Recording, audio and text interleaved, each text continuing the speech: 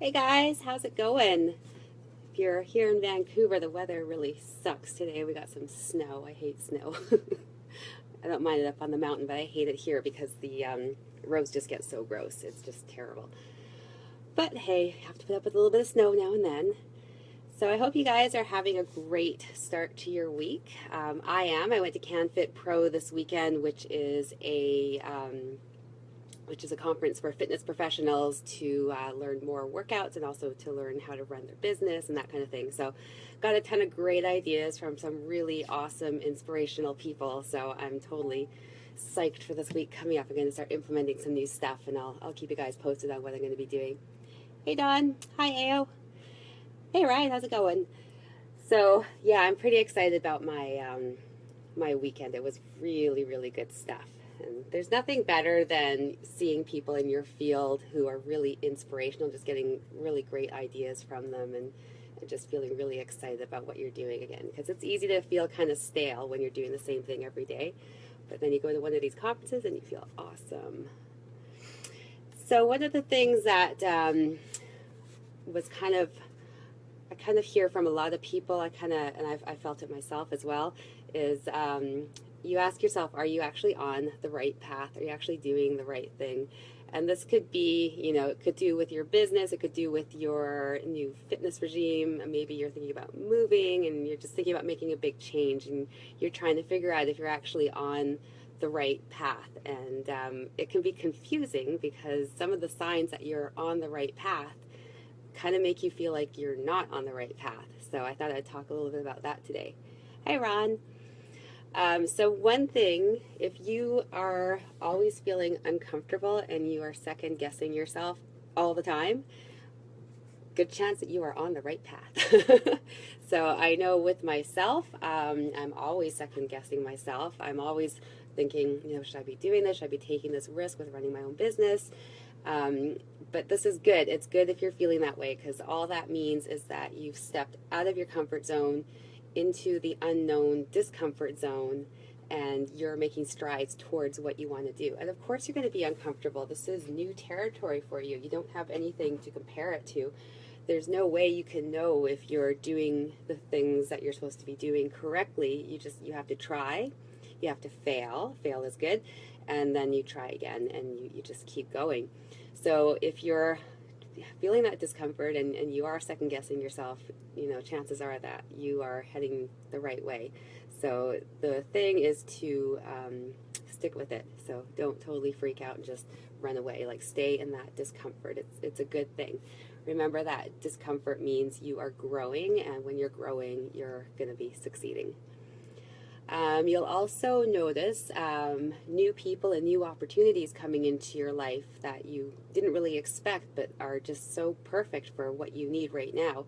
So the interesting thing with when you're working on your passion, all of a sudden the people and the opportunities and the knowledge that you need just seem to all of a sudden present themselves to you, like they're just suddenly there.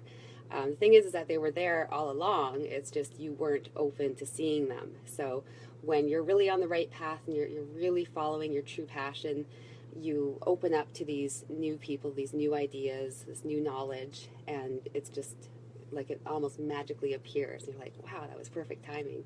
Well, the reason is that you're now ready for it. So when you're ready for it, it comes to you.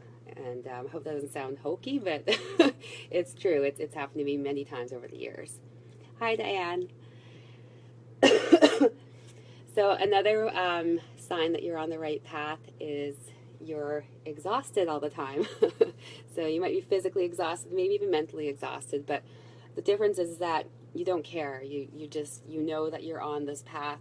You know that you're working towards something that's really important to you, that you feel really passionate about. So it doesn't matter to you. Like you'll start doing things like getting up earlier and staying up later, making sacrifices, and maybe not going on vacation or whatever it is. You'll just find that you're just so focused on what you're trying to get to that these things that used to really matter to you don't matter as much. You just find that you're kind of hyper focused on what you're trying to do. That's a good sign. That means that you should keep going down that path. And the thing is that even though you're feeling exhausted, you'll also feel exhilarated. So if it's just plain exhaustion and you feel like you're killing yourself and you don't feel any exhilaration in it whatsoever, you might not be on the right path. You might need to rethink your goals and what you're trying to do.